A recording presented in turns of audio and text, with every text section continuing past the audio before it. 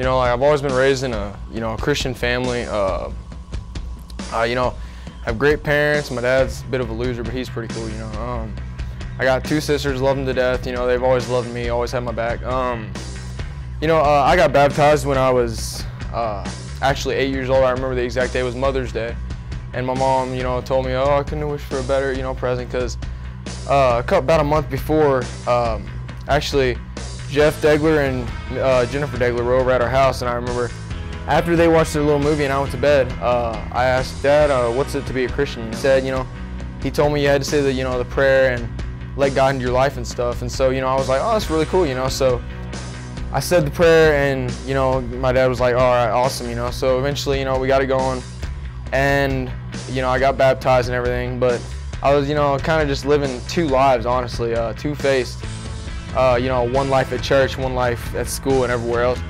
Until actually last summer, my freshman year, you know, after that, right before my sophomore year, there was a Christian concert called Ichthus, and, you know, I went there thinking awesome music, you know, like, you know, just everything, you know. I had my favorite bands, Red, Skillet, Lecrae was gonna be there, all these big rappers, you know, Pro, Tadashi, Flame, all them, you know. And so I just, you know, mainly went just, you know, to go see all those bands and stuff. And then, honestly, you know, I didn't expect for my life to change really at all. The day that I was working, I couldn't see Lecrae because, you know, he was rapping that day, and so, you know, I had to work.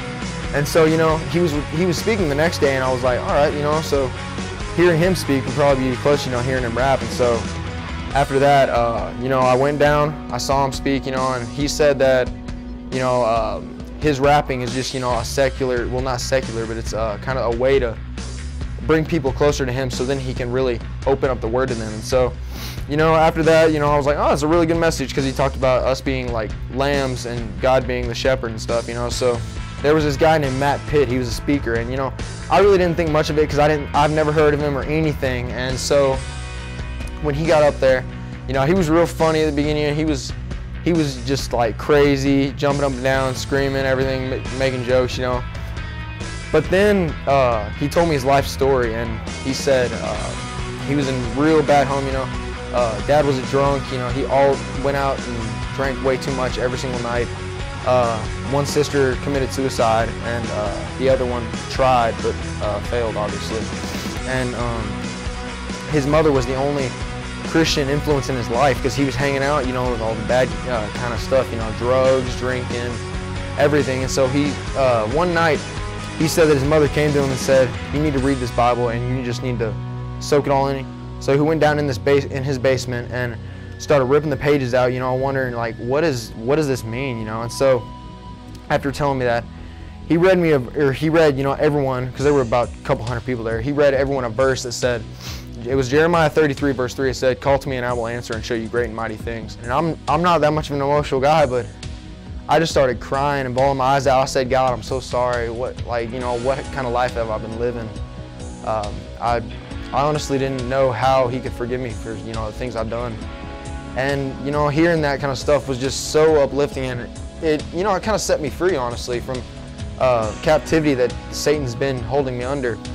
Ever since that day, my life has been changed. God has been my center. God has been my rock, my solid rock, my foundation, my safe haven from the earthly things. And he's just changed me. And, you know, every single night I try to, you know, get down into the Bible, you know, stick my nose in that Bible and read away. Especially, you know, when I've had bad days, even good days, you know, just anything. And I count my blessings. I say, God, thank you for, you know, everything that you've given me, because he's given me a loving family. He's given me you know, athletic ability so I can do what I want, you know. And I mean, he didn't have to give me those things, because I am worthless to him. He can do anything he wants, you know, but I'm nothing without him. God's really changed my life in so many ways I can't even count, and all good. I mean, he says you'll face persecution, but persecution's worth it, because you know that at the end of the road, he's got something better for you, the golden road. God will welcome you into his kingdom. He'll say, Drake, or any, you know, your name, he'll say, thank you for spreading my word. Thank you for witnessing, you know, to other people for me. And he'll welcome you with open arms, because he is such a loving man.